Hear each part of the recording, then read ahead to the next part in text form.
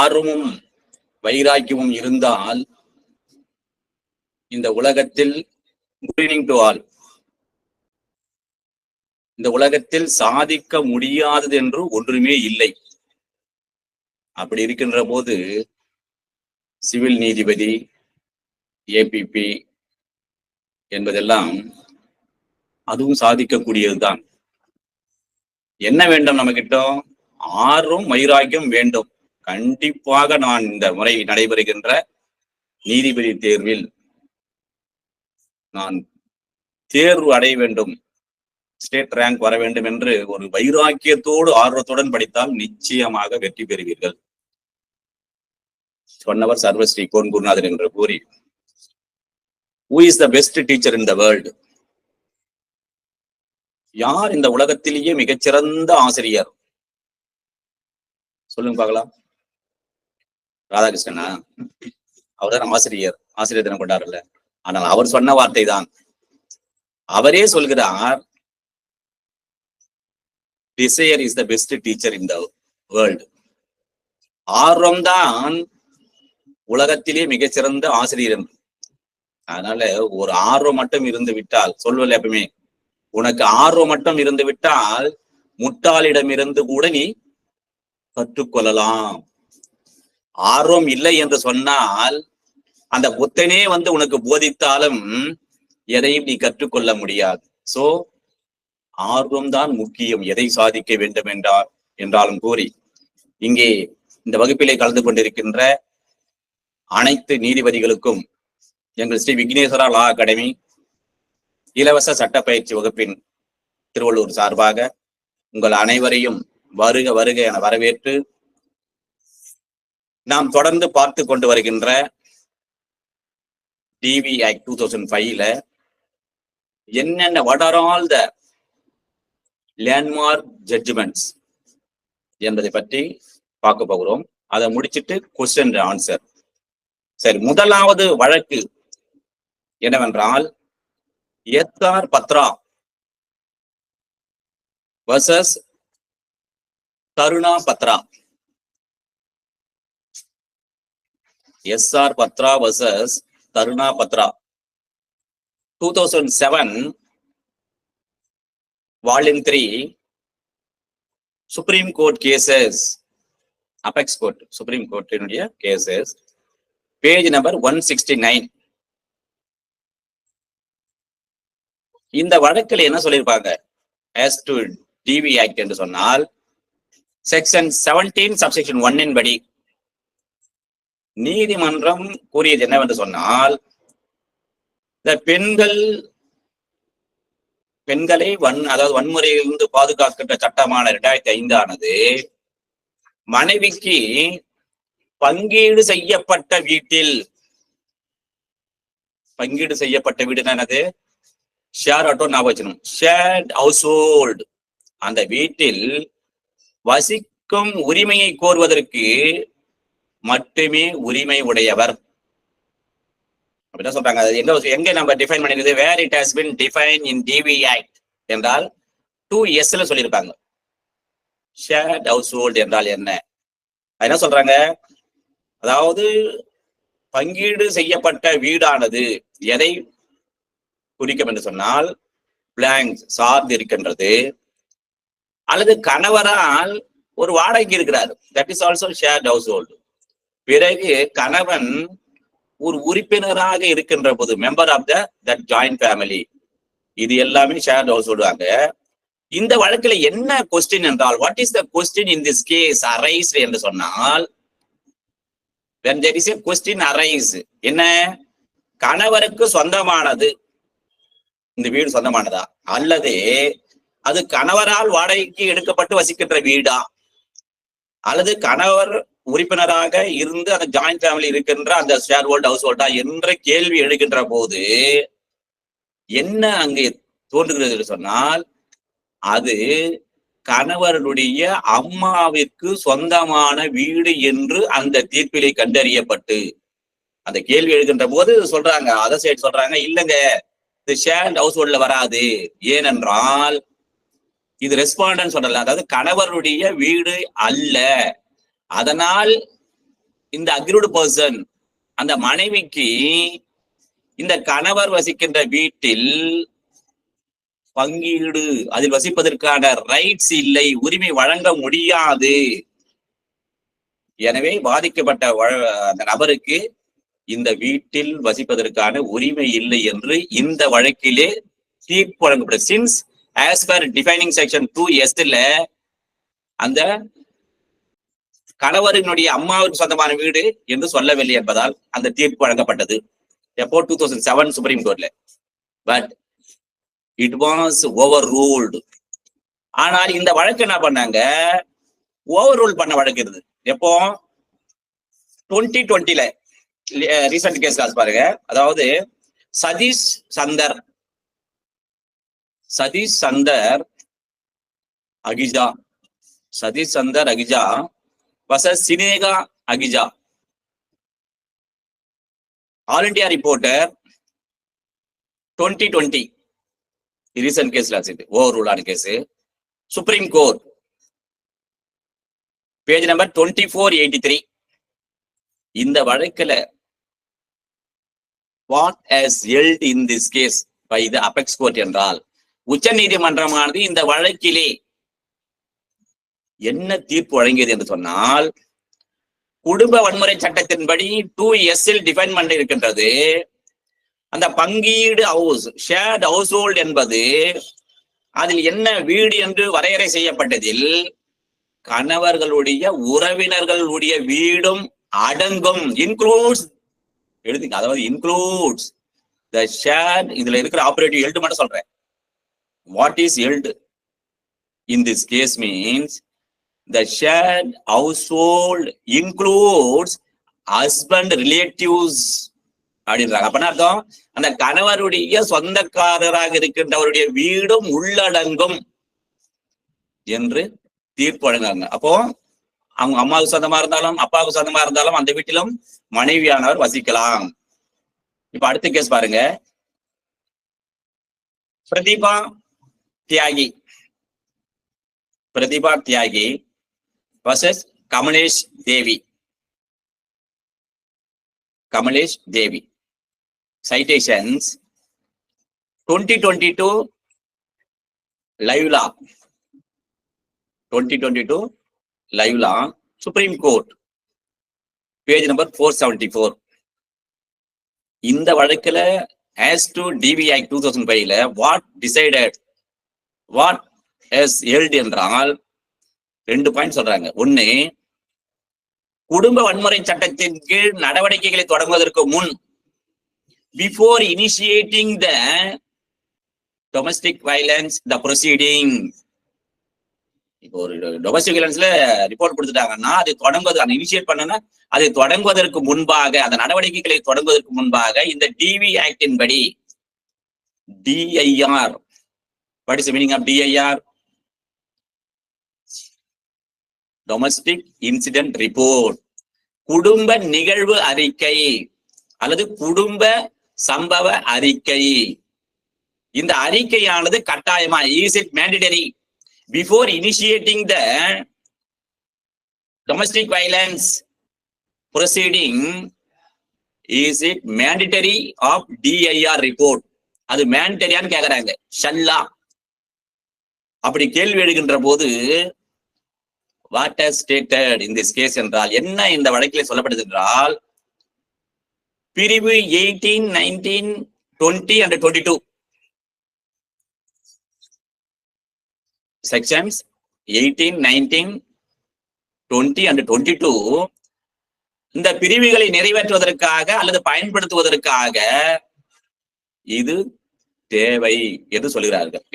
Okay, இப்ப 2வது பாயிண்ட்ல சொல்றாங்கன்னு சொன்னா, இந்த பாதிக்கப்பட்ட நபருக்கும், தட் மீன்ஸ் அக்ரீவ்ட் பர்சன், பாதிக்கப்பட்ட நபருக்கும் நிவாரணம் கொடுக்க வேண்டும் என்று சொல்லப்பட்ட நபருக்கும் இடையே ஒரு குடும்ப உறவு இருக்க வேண்டும். டொமஸ்டிக் வயலன்ஸ் ஆக்ட் எடுத்துன்னா அவங்க 2 பேரும் குடும்ப உறவே இல்லை என்றால் இது அப்ளிகபிள் ஆகுமான்னு சொன்னால் no. So there must be a family relationship between them. அவர்களுக்கிடையே குடும்ப உறவு இருக்க வேண்டும் என்று சொல்கிறார்கள். பிறகு இதுல ஒரு ஹெல்ட் ஒன் பண்றாங்க. என்னவென்றால் முதல்ல ஒரு பாயிண்ட் எழுதிங்க. ஆஸ் பர் செக்ஷன் 12 நம்ம ஆல்ரெடி பார்த்தோம்ல. What is 12? 12 என்ன? அப்ளிகேஷன். வெறும் ரொம்ப முக்கியமானது. Without application DV act not attract by the aggrieved person கொடுக்கணும், or on behalf of aggrieved person. Okay. அப்ப அந்த 12வது பிரிவின் படி அந்த உத்தரவை நிறைவேற்றுகின்ற அந்த பாதுகாப்பு அதிகாரிகள்ல, பாதுகாப்பு அதிகாரியோ அல்லது தொண்டு நிறுவனத்தினுடைய தாக்கல் செய்யப்பட்ட, அதாவது சர்வீஸ் ப்ரொவைடர், அவர்களால் தாக்கல் செய்யப்பட்ட குடும்ப நிகழ்வு அறிக்கை பரிசீலிக்க வேண்டும் என்று கட்டாயம் இல்லை. ஒண்ணு சொல்றாங்க, நீங்க அதை நீங்க கண்டிப்பா அதை நீ பரிசீலிக்க வேண்டும் என்று கட்டாயமானா அப்படிலாம் கட்டாயம் இல்லை. ஒண்ணு. இரண்டாவது என்ன சொல்றாங்கன்னா, இந்த டிஐஆர் ரிப்போர்ட் இல்லாவிட்டாலும் இட்ஸ் நாட் மேண்டரி. இது இந்த வழக்கு சொல்றாங்க, டிஐஆர் ரிப்போர்ட் இல்லாவிட்டாலும் இந்த டிவி ஆக்டினுடைய விதிகளின் கீழ் as per DV Act 2005 படி எக்ஸ்பார்ட்டி ஆர்டர், ஒருதலை பட்சமான தீர்ப்பினை மற்றும் இன்டராக்டரி ஆர்டர், இடைக்கால இன்ட்ரீம் ஆர்டர் இல்ல இன்ட்ரீம் ஆர்டர், இடைக்கால ஆணை மற்றும் ஃபைனல் ஆர்டர். ஃபர்ஸ்ட் என்ன சொல்றாங்க, ஒன்னு எக்ஸ்பார்ட்டி, ஒன்னு எழுதிங்க, ex parte order without DIR ex parte order pass பண்ணலாம். அடுத்து interim order and also final order நிறைவேற்ற ஒரு நடுவருக்கு அதிகாரம் உள்ளது. இப்படி கேள்வி கேட்பாங்க, பிலிம்ஸ்ல கேள்வி கேட்கறாங்க. ஏதாவது டிவி ஆக்ட் வந்து வச்சுக்கல, ஒரு நடுவர் ஆனவர் as to டிவி ஆக்ட் 2005 படி ஒரு நடவடிக்கை எடுக்க வேண்டும் என்றால் கண்டிப்பாக கீழே கொடுக்கப்பட்ட 3 உத்தரவுகள். ஒன்னு என்ன ஃபர்ஸ்ட் என்ன சொல்றோம், எக்ஸ்பார்ட்டி ஆர்டர், அடுத்து இன்ட்ரீம், ஃபைனல். இந்த 3 ஆர்டரும் பாஸ் பண்ணுவதற்கு இந்த டிஏஆர் ரிப்போர்ட் இல்லாமலே அவருக்கு அதிகாரம் இருக்கின்றதா என்றால் எஸ், பண்ணலாம். மேஜிஸ்ட்ரேட் ஆர்டர் பண்ணலாம். சரி. அடுத்து பாதிக்கப்பட்ட நபருக்கு, தட் மீன்ஸ் அக்ரூட் பர்சன், நிவாரணம், தட் மீன்ஸ் ரிலீஃப், கூறப்பட்ட நபருக்கும் இடையே, பாதிக்கப்பட்ட நபருக்கும் நிவாரணம் கொடுக்க நபருக்கும் இடையே ஒரு குடும்ப உறவு இருக்க வேண்டும். அது மேல ஜஸ்ட் வாட் இஸ் வாட் சொல்லிதான் அது there must be a family relationship between the aggrieved person and the respondent. சரி. கடைசியாக, ஆனால் பாதிக்கப்பட்ட நபர் ஒரு விண்ணப்பத்தை தாக்கல் செய்யும் போது, when the aggrieved person submitting an application, அவர்கள் குடும்ப உறவு நிலைத்திருக்க வேண்டும் என்பது அவசியம் இல்லை. சப்மிட் பண்ணும் போது சப்மிட் பண்றாங்க, உரிமை ஏற்கனவே இருக்கணும். ஆனால் at the time of submitting an application it need not subsisting family relationship between them. அவர்களுக்குள் அந்த குடும்ப உறவு எப்போ முதல்ல இருக்க வேண்டும். ஆனால் அப்ளிகேஷன் சப்மிட் பண்ணுகின்ற போது அவர்களுக்குள் குடும்ப உறவு நிலைத்திருக்க வேண்டும் என்றால் நோ, நாட் நெசரி, அப்படி என்று டிசைட் பண்ண வழக்கு இது. இப்போ செக்ஷன் 23 பாருங்க. Power to grant interim and ex parte order as per DV act. இது எழுதுங்க, ரிலேட்டட் ப்ரொவிஷன் எழுதிங்க. Section 23, power to grant interim, இடைக்கால அண்டு எக்ஸ்பார்ட்டி ஆர்டர், ஒருதலை பட்சமான தீர்ப்பினை வழங்குவதற்கான அதிகாரம் உள்ளது என்று சொல்லுகின்ற கீழே கொடுக்கப்பட்ட பிரிவில் எது என்று சொன்னால் 22, 23, 24, 25 சொன்னா என்ன பண்ணாங்க, யூ ஹேவ் டு டிக் த 23. சரி. அடுத்த வழக்கு ஹிரால் பி அர்சோரா, ஹிரால் பி அர்சோரா அண்ட் மற்றும் பலர் versus Kusum Narottam Das, Kusum Narottam Das 2016 volume 10 Supreme Court Cases SCC page number 167. இந்த வழக்கிலே வாட் ஹஸ் ஹெல்ட், என்ன தீர்ப்பு வழங்கப்பட்டிருக்கின்றது என்று சொன்னால், பெண்கள் இந்த டிவி ஆக்டினுடைய ஆக்டின் படி செக்ஷன் 2Q ஆல்ரெடி நான் பார்த்துட்டோம். வாட் இஸ் 2Q பார்த்துட்டோம். டெல்லிகேனா என்ன மேடம் எதை சொல்றேன்? அந்த கேஸா சொல்லணுமா? எஸ், மறுபடியும் சொல்ற பாருங்க. You need not worry about that. ஏன்னா அந்த கிளாஸ் முடிஞ்ச உடனே இந்த வீடியோ அப்லோட் பண்ணும்போது டிஸ்கிரிப்ஷன்ல போட்டுருவோம் உங்களுக்கு நோட்ஸ் எல்லாத்தையுமே. இயர் இன் ஆஃப்டர் இதுக்கப்புறம் நீ தான் முடிவு பண்ண. நான் உங்களுக்கு இருக்கிற இந்த கேஸ் லாஸ் பிளஸ் இது தமிழ்ல சொல்றேன்ல, இங்கிலீஷ்ல அப்படியே இங்கிலீஷ்ல உங்களுக்கு வந்து டிஸ்கிரிப்ஷன்ல என்க்ளோஸ் பண்ணிடுறேன். இஃப் யூ ஹேவ் எனி டவுட்னா you go through that description. Okay, அதனால உங்களுக்கு வந்து எந்த விதமான எங்களுக்கு என்ன தேவை உங்ககிட்ட, உங்களுக்கு எந்த சிரமமும் தேவையில்லை. கொடுக்குற நோட்ஸுங்களை கொடுக்குற கிளாஸ் அது நோட்ஸ் எடுத்து பார்க்கலாம். சரி, நான் அப்படி பரவாயில்ல நோட்ஸ் பார்த்து நினைக்காதீங்க, நல்லா புரிஞ்சுங்க. மறுபடியும் நான் சொல்ற குரல், மறுபடியும் நான் சொல்ற குரல் அப்பப்போ சொல்றேன். குரல் திருவள்ளுவர், செல்வத்துள் செல்வம் செவிச்செல்வம், அச்செல்வம் செல்வத்தில் எல்லாம் தலை. நீ 100 முறை படி. எதுக்கு கிளாஸ் வராங்க? எல்லாம் அங்கங்க ஓடுறாங்க. உங்களுக்கு நாலேஜ் இல்லையா? உங்களுக்கு படிக்க மாட்டீங்களா? இல்ல புரியலையா? நீங்களாக படிச்சு தலை ஐயோ சார் புரியல சார்னும் போது எங்களை மாதிரி ஏதாவது நாங்க உங்களுக்கு முன்னாடி தலையை பிச்சுட்டு எத்தனை முறை நான் படிச்சிருப்பேன். நீங்க படிக்கிறது நான் படிச்சுட்டேன். இப்போ 15-20 முறை படிச்சிருக்கிறேன். இதை நான் 1 வாரம் ப்ரிப்பேர் பண்றேன். உங்களுக்காக தனி ஒருவன் நான் செய்யறல. அப்போ உங்களுக்கு ஈஸி டு அண்டர்ஸ்டாண்ட். அவ்வளவுதான், தட்ஸ் ஆல், நத்திங் பட். நீங்க 15 முறை படிக்கிறது நான் படிச்சிடுறேன். அதனால கேட்கின்ற போது எப்பவுமே நாம மற்றவர் சொல்லுகின்ற போது அதை கேட்கின்ற போது அது செவி வழியாக சென்று நேர மனதுக்கு சென்று ஆழ மனதுக்கு சென்று விட்டால் அதை எப்படி தங்கிவிடும். இதான் அதனுடைய தத்துவமே. அதனால்தான் அந்த காலத்திலேயே திருவள்ளுவர் அந்த குரலை வைத்திருக்கிறார். நீ எதையானா படிக்கலையோ கேள்றா நல்லா. அதுக்காக ஹியரிங் இருக்கக்கூடாது, லிசனிங் இருக்கணும். நல்லா புரிஞ்சுங்களா? அப்படி கேட்க சொல்றாரு, பாட்டு கேட்க கூடாது. Listening, difference between the listening and hearing. கேட்பது வேறு, கவனித்தில் வர கவனிங்க. எஸ், சரி. இப்போ இங்க என்ன சொல்றாங்க இந்த வழக்கில் என்ன சொன்னால், Hiralal P Harsora and others versus Kusum Narottam Das 2016 volume 10 supreme court cases page number 167. இந்த வழக்கில் as per section 2Q of DB Act 2005 இந்திய அரசியலமைப்பு சட்டம் ஆர்டிகல் 14 வயலேட் ஆகுதா? இதான் கேள்வி சார். இது வந்து ஆர்டிகல் 14. ஆர்டிகல் 14 என்ன சொல்லுது? The state shall not deny to any person equality before the law and equal protection within the territory of India. அப்படி சொல்றாங்கல்ல, அதை இது வயலேட் பண்ணுதுங்க. ஏன்னா ஆணும் பெண்ணும் சரிசமம் சொல்லிட்டு இப்ப பெண்களுக்கு மட்டும் அக்யூர்டு பர்சன் சொல்றாங்களே as per 2Q. அப்ப it is violative, it is against fundamental rights of article 14 என்ற கொஸ்டின் இந்த வழக்கில் எழுகின்றது. அப்போ அதுக்கு பதில் சொல்றாங்க. அதனால்தான் இந்த கேஸ் என்ன பண்றாங்க, இப்படி கொண்டாடுறாங்க. இப்ப 2Qக்கான டிஃபைனிங் செக்ஷன் அங்க அதை படிச்சீங்கல்ல, இந்த கேஸ் லாஸ்ல படிச்சாதான் உங்களுக்கு ஃபுல் கிளாரிட்டி கிடைக்கும். இது வாட் இஸ் வாட் என்றால் அங்க என்ன சொல்லிருப்பாங்க, அடல்ட் மேல்னு இருக்கும். என்னன்னு இருக்கும்? அடல்ட் மேல் அப்படின்னா அர்த்தம் வயது வந்த ஆண் என்ற சொற்றொடரை உச்ச நீதிமன்றத்தை ரத்து செய்தது. ஏன்னா அப்ப ஈக்குவல் ஆர்டிகல் 14 வயலேட் ஆகுது. அப்ப ஆண் மட்டும் தானா? அப்ப என்ன சொல்றாங்க, இன்க்ளூட்ஸ் ஃபீமேல், மேல், நாட் ஒன்லி அடல்ட் மேல், adult female also comes this அப்படின்னு சொல்லி இந்த வழக்கில் கொண்டாடுறாங்க. அதாவது 2Q உள்ள எதிர்மனுதாரரின் அர்த்தத்தை வயது வந்த ஆண் நபர் மட்டுமே கருதப்படுவது கிடையாது. அது விளக்கம் கொடுக்கின்றது உச்ச நீதிமன்றம் கொடுக்கின்றது. இதுவரை பெண்களையும் சேர்க்கை இப்பொழுது அனுமதிக்கப்படுகிறது.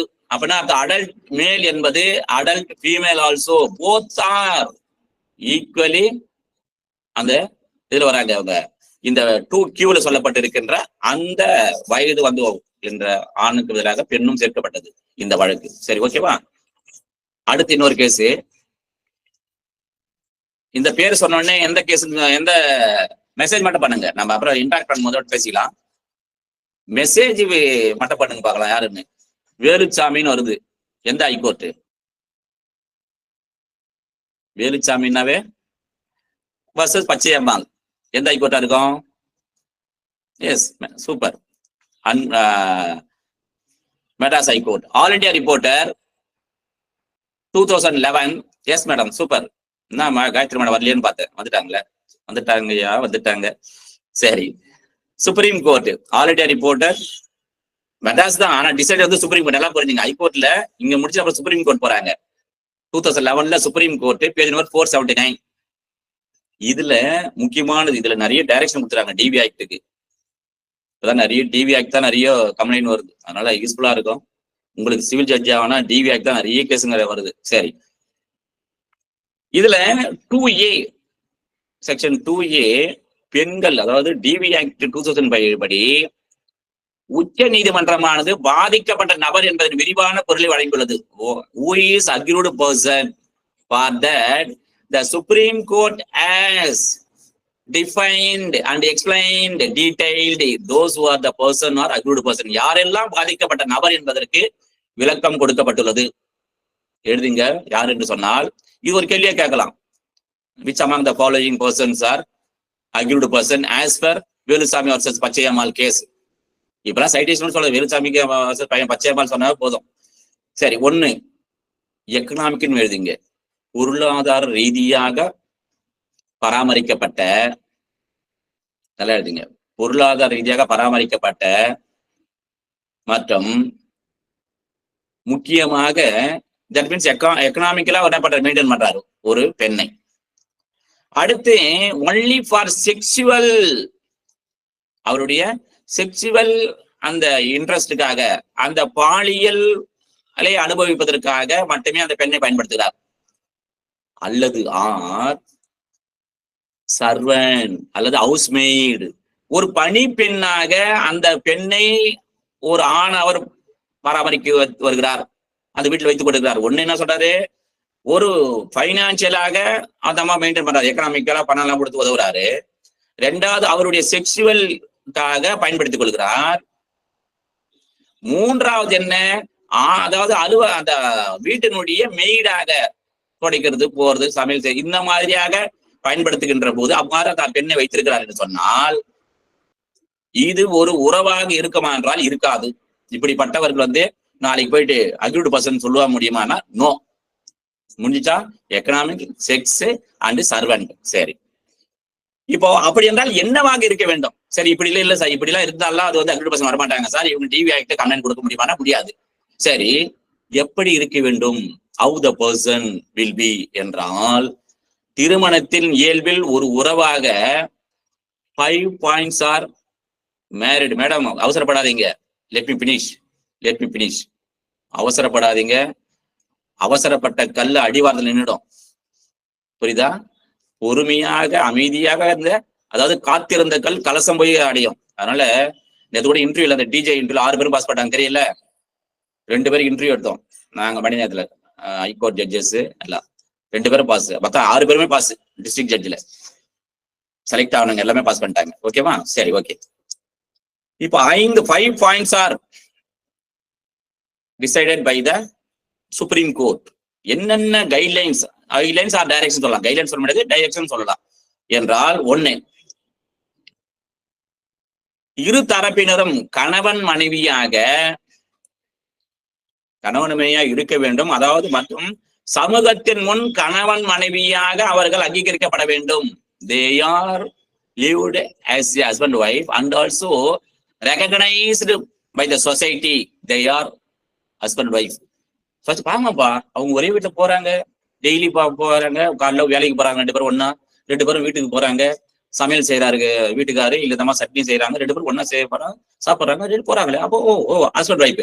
அப்படி என்று அக்கம் பக்கத்தில் இருக்குது. அதான் சமூகம்னா வேற யாரும் இல்ல, சமூகம்னா பெருசா அக்கம் பக்கத்தில் இருப்பவர்கள், அந்த ஏரியாவில் இருக்கிறவங்க, வேலை செய்யற இடத்துல போறவங்க. அப்ப கணவன் மனைவி என்று நினைப்பாக இருக்க வேண்டும். 1. 2வது, அவர்கள் சட்டப்பூர்வ திருமண வயது உடையவர்களாக இருக்க வேண்டும். What is the legal age for marriage? Male and female சொல்லுங்க பார்க்கலாம். மேல இருந்தா 21, ஃபீமேல் இருந்தா 18. ஆனா 18 ஃபார் ஃபீமேல். Yes madam. ஆனா இப்போ முந்தா நாள் ஒரு சுப்ரீம் கோர்ட்ல தீர்ப்பு சொல்லியிருக்காங்க, பாத்தீங்களா? போத் பர்சன்ஸ் ஆர் 19 years தனியா வாழறாங்க, 2 பேருமே வந்து 19 வயசு தான். சுப்ரீம் கோர்ட் வரைக்கும் போது சுப்ரீம் கோர்ட் என்ன சொல்றாங்கன்னு சொன்னா, both are major even though த மேல் person not attained 21 years for legally vetted for marriage. ஆனா அவர்களுக்கு சுதந்திரம் இருக்கு, தனியாக ஒன்றாக அவர்கள் இருவரும் வாழ்வதற்கு சுதந்திரம் இருக்கிறது என்று உச்ச நீதிமன்றம் முந்தா நாள் தீர்ப்பு வழங்கி இருக்குது. புரியுதா? அதனால சார் அப்படியே அப்ப இனிமேல் 19 இயர்ஸ்ல கூட கல்யாணம் பண்ணிக்கலாமா? சுப்ரீம் கோர்ட் சொல்லிச்சு வேணுமா? Article 141 of Indian constitution 1950, article 141 என்ன சொல்லுது? வாட் த அபெக்ஸ் கோர்ட் டைரக்டா என்ன பண்ணுது, வாட் என்ன சொல்லுது அது என்ன பண்ணும், சபார்டினேட் கோர்ட் அப்படியே என்ன பண்ணணும், ஒபே பண்ண வேண்டியதான். அப்போ அவங்க அதை விட மிஸ்லீட் என்ன பண்றாங்க, மிஸ்லீட் பண்ணவில்லை. அவ்வாறு இருக்கின்ற போது அவருடைய தனி சுதந்திரத்தில் ஈடுபட முடியாது, அவர்கள் ஒன்றாக வாழ்வதற்கு உரிமை இருக்கிறது. இரண்டாவது, எக்கனாமிக் ஸ்டேட்டஸ் படி அவர்களுடைய வாழ்வாதாரத்தை வாழ்வதற்கு எந்த விதமான தடையும் இல்லை என்று உச்சநீதிமன்றம் தீர்ப்பளித்துள்ளது. அது டீடைலா நான் பார்க்கணும்னா அந்த தீர்ப்பை பார்த்துங்க, நான் டிஸ்கிரிப்ஷன் போடுவேன். சரி, ஓகே. அடுத்து 3வது பாயிண்ட் எழுதிங்க. அவர்கள் திருமண பந்தத்தில் நுழைய தகுதி பெற்றிருக்க வேண்டும். திருமணம் நல்லா புரிஞ்சுங்க, அவங்க 2 பேருமே கணவன் மனைவியாக வாழ்கிறார்கள் என்று சொன்னால் லிவிங் இன் ரிலேஷன்ஷிப். இது எதை பத்தி சொல்லுதுன்னா லிவிங் இன் ரிலேஷன்ஷிப். அப்படி இருக்கின்ற போது அந்த திருமணத்திற்கு என்னென்ன தகுதிகள் இருக்க வேண்டுமோ அது இருக்க வேண்டும். ஃபார் எக்ஸாம்பிள் பாத்தீங்கன்னா,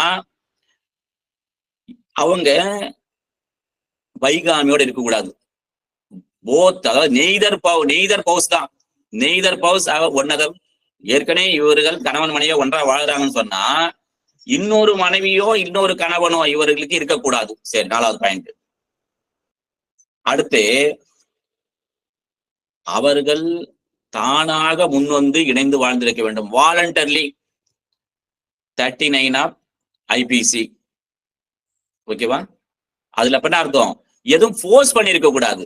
நீ என் கூட வாழு, இந்த வீட்டுல ஒன் ரூப்ல வாழு அப்படி என்ன பண்ணும், ஃபோர்ஸ் பண்ணி இருக்கக்கூடாது. அப்ப என்ன பண்ணும், இருவருமே தன்னிச்சையாக without any coercion or against her will இல்லாமல் தன்னிச்சையாக மன விருப்பத்தோடு அவர்கள் ஒன்றாக வாழ்ந்திருக்க வேண்டும். அப்படி இருக்க வேண்டும் சொல்லுகிறது.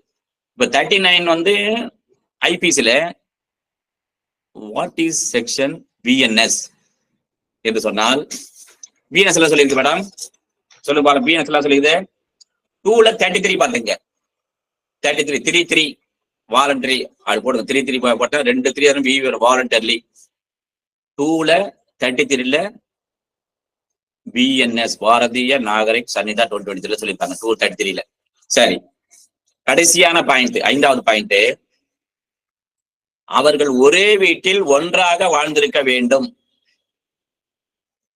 அவர்கள் ஒரே வீட்டில் ஒன்றாக வாழ்ந்தோம் அப்படின்னா one roof, both are lived in one roof, under the one roof. ஒரே வீட்டில் அவர் ஒன்றாக இது. இப்ப 4 பாயிண்ட், கணவன் மனைவியாக இருக்க வேண்டும். 2வது, சமூகத்தின் முன் அங்கீகரிக்கப்பட்டதாக இருக்க வேண்டும். சட்டப்பூர்வமான வயதை அடைந்தவர்களாக இருக்க வேண்டும் திருமணத்திற்கு. 3வது, அந்த தகுதிகளை பெற்றிருக்க வேண்டும். அந்த நேரத்தில் அவர்கள் யாரும் கணவனுக்கு வேறொரு மனைவியோ மனைவிக்கு வேறொரு கணவன் இருக்கக்கூடாது. வாலண்டரியாக அவர்கள் வாழ வேண்டும், ஒரே வீட்டில் வாழ வேண்டும் என்று இந்த வழக்கின் மூலம் உச்ச நீதிமன்றமானது ஒரு தீர்ப்பினை வழங்கி அதற்காக ஒரு கொடுத்தது. ஓகேவா? சரி, அடுத்த வழக்கு வாங்க. Shri Abhitsha Abhitsha Shri Vigneshwara Shri Abhitsha versus Sangeetha Shah 2019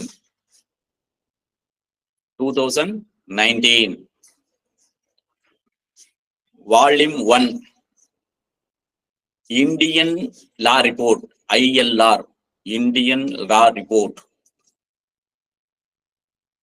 page number 213. இது ஹைகோர்ட்ல தான், ஹைகோர்ட்ல நடைபெற்ற வழக்கு. இதில் என்ன எழுதி என்றால், என்ன சொல்லியிருக்காரு என்று சொன்னால், ஷேர்ட் ஹவுஸ் ஹோல்டுக்கு இல்ல, பங்கீடு செய்து கொள்ளப்பட்ட வீட்டில் வசிப்பிடத்தை பெறுவதற்கு, ரெசிடென்ஸ் பெறுவதற்காக மனுதாரருக்கு உரிமை உண்டு. எங்க ஷேர்ட் ஹவுஸ் ஹோல்ட்ல வந்து அக்யூர்டு பர்சன் இருக்கிறவர், அத மனைவிக்கு அங்கே சென்று வாழ்வதற்கான அதிகாரம் இருக்கின்றது. சரி, ஆனால் அவள் வீட்டில் பாதிக்கப்பட்டிருப்பதை உறுதி செய்தல் அல்லது நிரூபித்தல் வேண்டும். நான் இல்லைங்க, நான் போய் அங்கங்க சுத்திட்டு வரேன், எனக்கு வேற என்னென்ன ஆக்டிவிட்டிஸ் இருக்குது, நான் இருந்தாலும் அவன் மனைவி நான் போய் வாழ்வேன்னு சொல்றேமான்னா நோ. அப்படின்னா ஆஸ் பர் திஸ் கேஸ்ல என்ன சொல்றாங்கன்னா, aggrieved domestic violence as per domestic violence act 2005 படி அந்த பெண்ணானவள் அக்ரூவ்டு பர்சன் சொல்ல பாதிக்கப்பட்டவர் என்றால் என்ன எல்லாம் பாதிக்கப்பட்டிருக்க வேண்டுமோ அவ்வாறு பாதிக்கப்பட்டிருப்பதை எஸ்டாப்ளிஷ்டு பை த அக்ரூவ்டு பர்சன், அவர் உறுதி செய்திருக்க வேண்டும், உறுதிப்படுத்த வேண்டும் அல்லது நிரூபித்தல் வேண்டும் என்று சொல்லுகின்ற வழக்கு இது. சரி, அடுத்து லேட்டஸ்ட் கேஸ், அது one more case laws, Kamatchi versus Lakshmi Narayanan.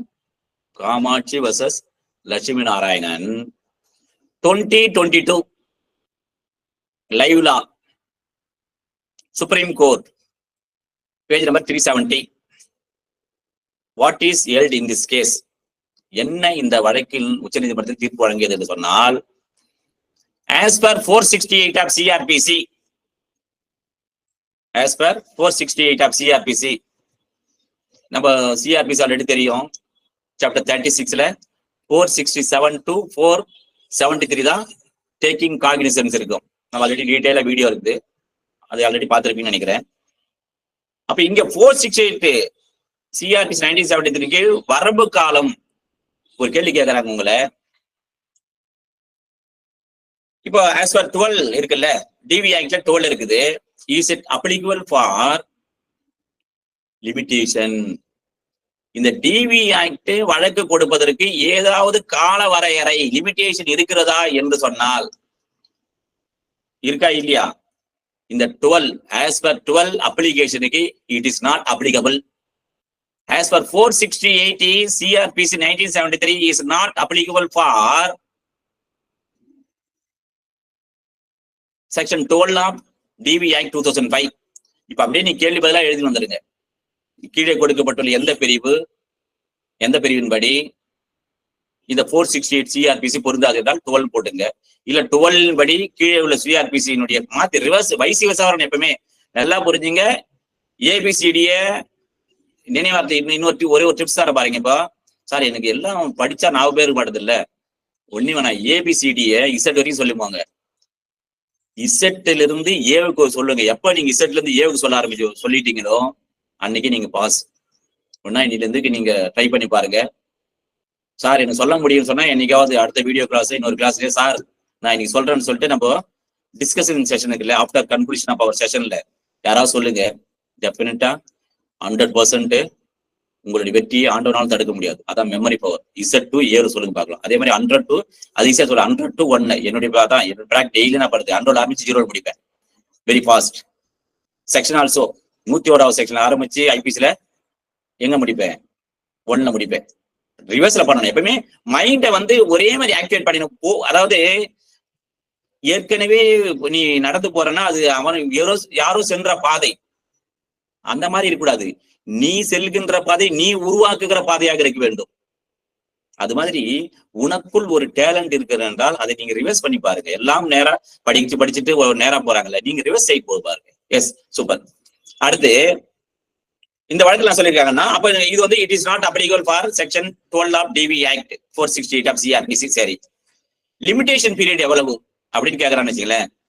468 அதே மாதிரி செக்ஷன் 541 இப்போ அந்த 468 இப்ப எங்க இருக்குது பாருங்க.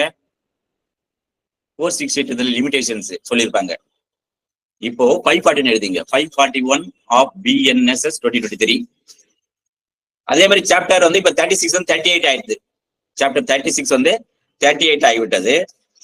அங்க முன்ன 467 to 470 இருக்குதுல்ல, இப்போ 513 to 519 அதை எழுதிங்க. அப்ப ஒவ்வொரு கிளாஸ்ல நம்ம ஒரு சின்ன என்ன பண்ணலாம், இது மாதிரி புதுசா ஒவ்வொரு செக்ஷனுக்கு அப்புறம் பார்ப்போம்.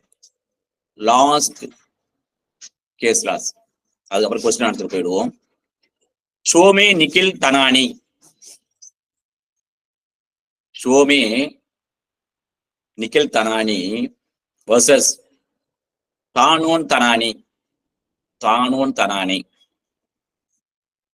All India Reporter Online 2019 Delhi High Court, page number 668 what decided by this court என்று சொன்னால், as per 125 CRPC 125 CRPC ஈஸியா ஞாபகம் வச்சுக்கலாம். எப்படி சொல்லுங்க? எமர்ஜென்சிமா, எப்ப என்னப்பா அவன் வீட்டை விட்டு அடிச்சு தத்துட்டான், குழந்தை கூட்டலாம் வெளியே நிக்குது, சாப்பாட்டு வழி இல்லமா, எமர்ஜென்சியா நான் 125 CRPC ஃபைல் பண்ணணும். அப்போ 144 ஞாபகம் வச்சுங்க. சிஆர்பிசில பெண்களுக்கு 144. ஐயோ, இப்போ வந்து பிஎன்எஸ்ல வந்து 144 BNSS பாரதிய நாகரிக் சுரக்ஷா சன்னிதா 2023 144 125 144 ஆகி போச்சு. ஓகேவா? அதன்படி இப்ப சாப்டர் 10 முன்ன சாப்டர் 9 இப்ப சாப்டர் 10ல 144 to 147 இருக்கு இப்போ. ஓகேவா? சரி, இங்க என்ன சொல்றாங்கன்னு சொன்னா 125 CRPCல ஒரு மெயின்டெனன்ஸ் போட்டுட்டாங்க, அர்ஜென்ட்டா போய் போட்டுட்டாங்க, மெயின்டெனன்ஸ் போட்டாங்கல்ல.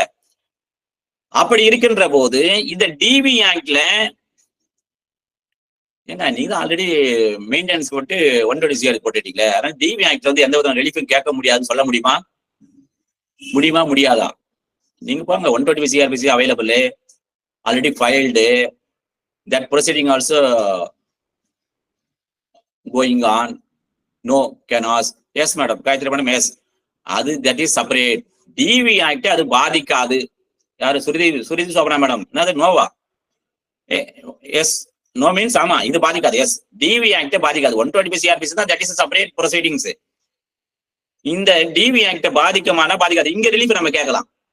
புரிஞ்சுதா? அப்போ வந்து கேள்வி கேட்கணும்னா கேட்பாங்க 125 CRPC is not affected for the DV act 2005. சரி, இது முடிஞ்சிச்சா? அடுத்தது last, sorry, one more cases. Neelakanta Malakar alias Sando versus Assam, state of Assam, 2022 live law, page number 64. DIR domestic incident report, குடும்ப நிகழ்வு அறிக்கை அல்லது குடும்ப சம்பவ அறிக்கை கட்டாயம் அல்ல. Is not mandatory. DIR is not mandatory. But ஆனால் பண நிவாரணம், மானிட்டரி லீவ், ஆல்ரெடி பார்த்தோம் நம்ம. வாட் இஸ் மானிட்டரி லீவ்னு பார்த்துட்டோம். வழங்குவதற்கும் ஒருதலைபட்ச உத்தரவு நிறைவேற்றுவதற்கும்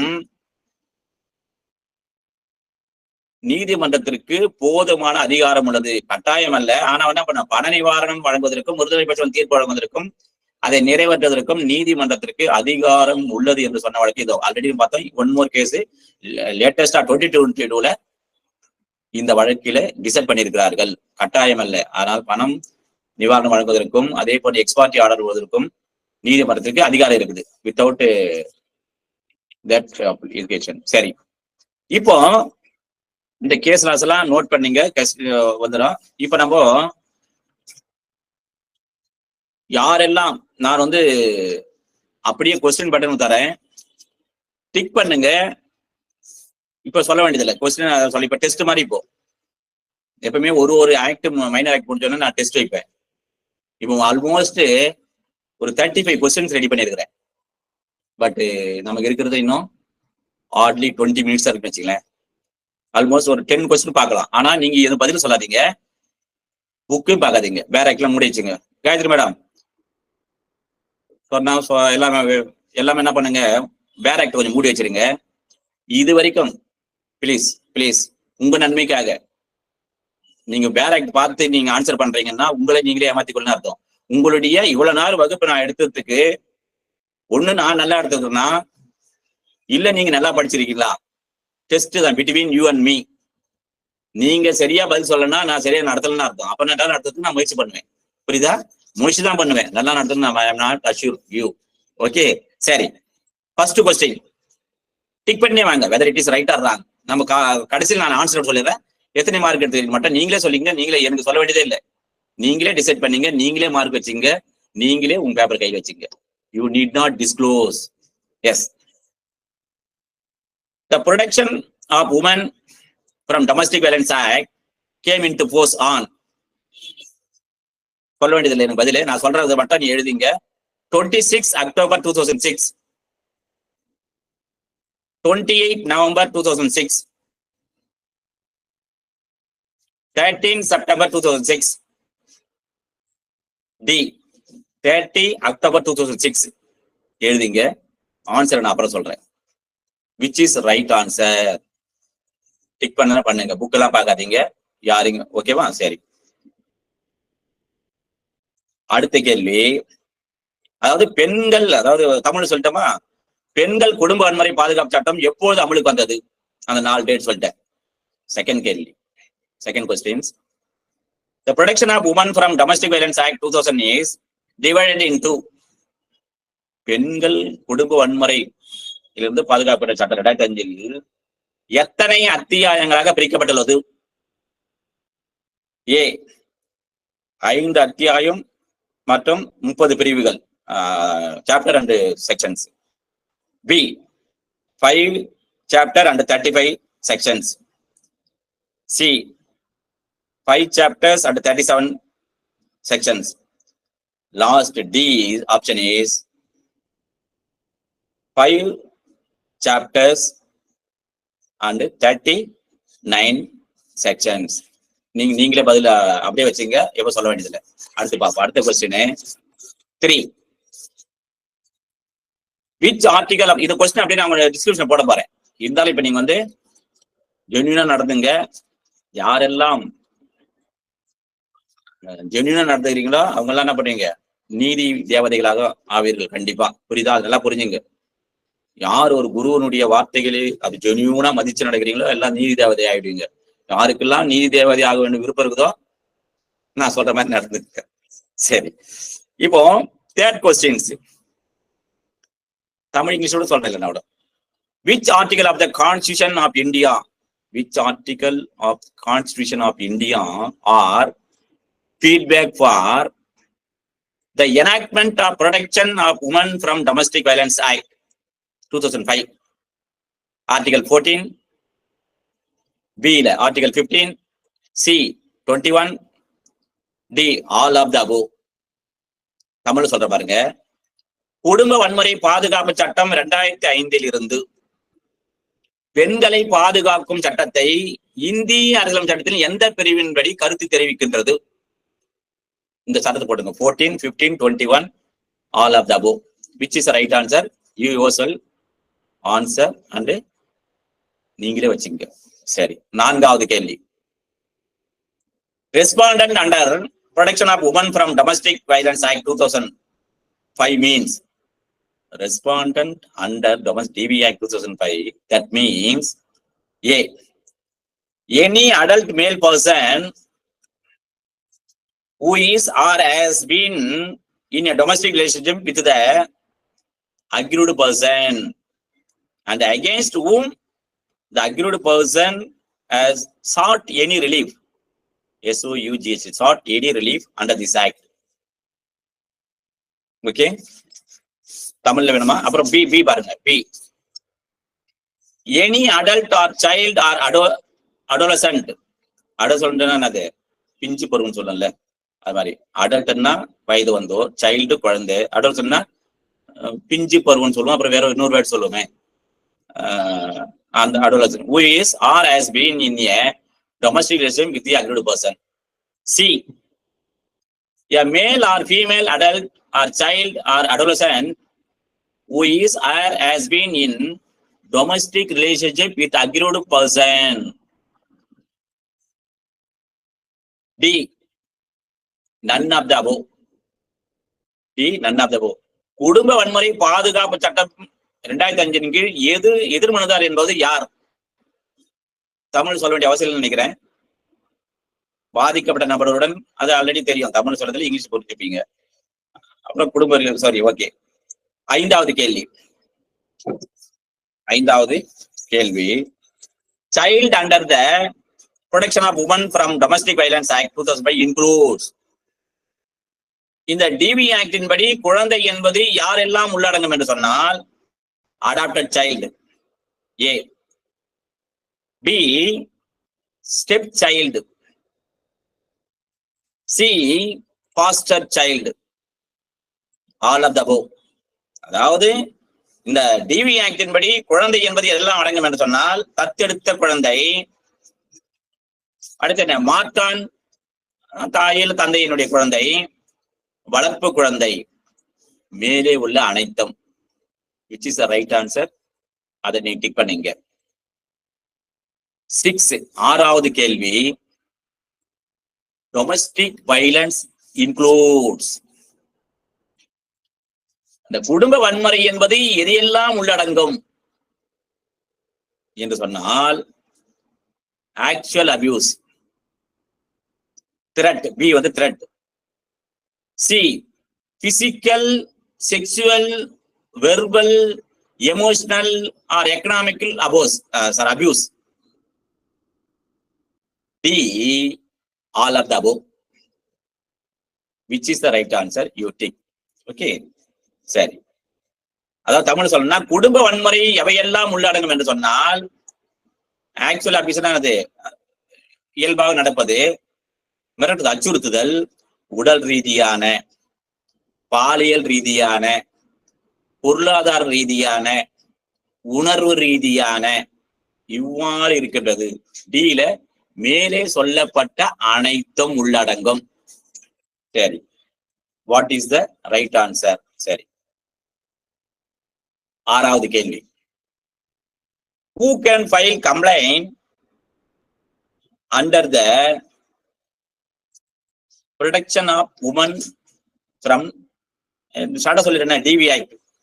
டிவி ஆக்ட் சொல்லும் போதெல்லாம் டிவி ஆக்ட் 2005 ஞாபகம் வச்சுங்க. எதுக்கு? why should we waste our time, precious time, not time, precious time, விலை மதிக்கத்தக்க அந்த வினாடியை நம்ம வேஸ்ட் பண்ணக்கூடாது. சரி, A wife, B any female living in a relationship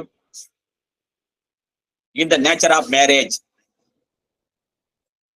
C only A, D both A and B. தமிழ்ல குடும்ப வன்முறை பாதுகாப்பு சட்டம் 2005 படி பெண்களின் பாதுகாப்பின் கீழ்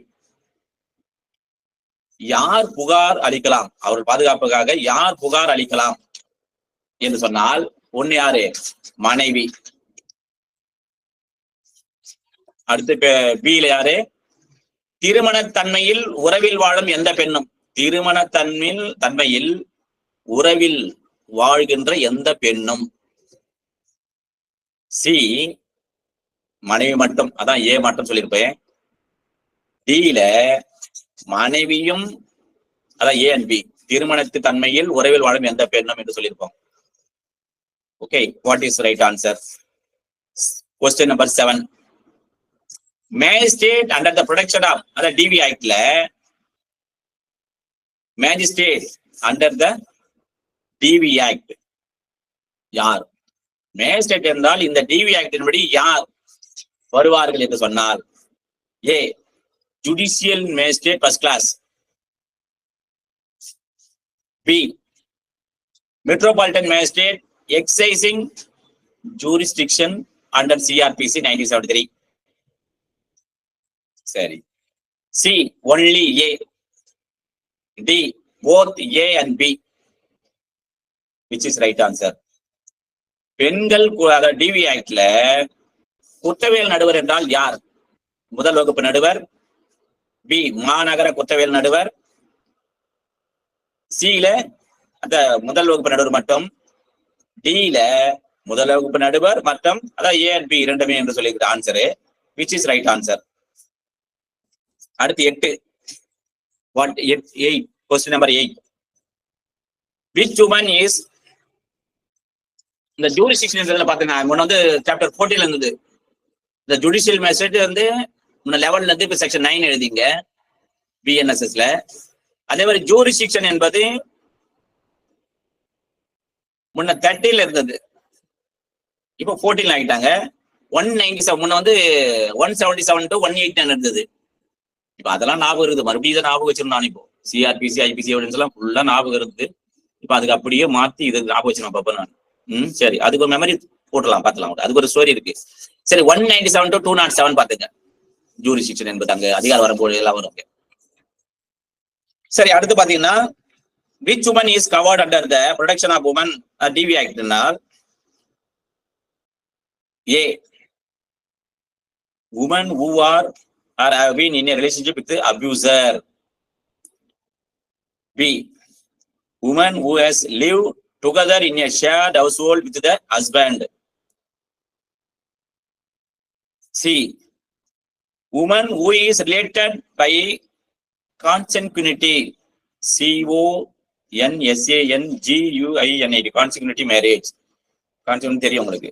இந்த கோகிபிடேஷன் சொல்லல, cohabitation, consanguinity and sexual physical contact, intercourse, இதெல்லாம் same word. Okay. Marriage or through a relationship in a nature of marriage or adoption, all the above. தமிழ்ல சொல்ற பாருங்க. இந்த டிவி ஆக்டின் படி குடும்ப வன்முறை பாதுகாப்பு சட்டம் கீழ் உள்ளடக்கப்பட்டவை என்னவென்றால், துஷ்பிரயோகம் செய்பவர் உடன் உறவில் இருக்கும் அல்லது அந்த இருந்த பெண், அக்ரீட் பர்சன். அடுத்து கணவனுடன் ஒரே வீட்டில் வாழும் பெண், கணவனுடன் ஒரே வீட்டில் சேர்ந்து வாழும் பெண். அடுத்து உறவு முறை திருமணம் அல்லது தத்தெடுப்பு மூலமாக இருக்கின்ற அந்த பெண். மேலே உள்ள அனைத்தும். இதில் யார் வருவார்கள் என்று சொன்னால் வாட் இஸ் த ஆன்சர்?